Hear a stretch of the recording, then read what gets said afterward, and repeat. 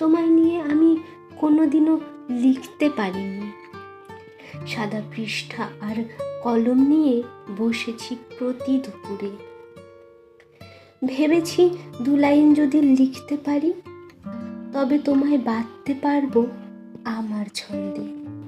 কিন্তু কলম বোবা হয়ে এক দৃষ্টিতে তাকিয়েছিল পৃষ্ঠার দিকে।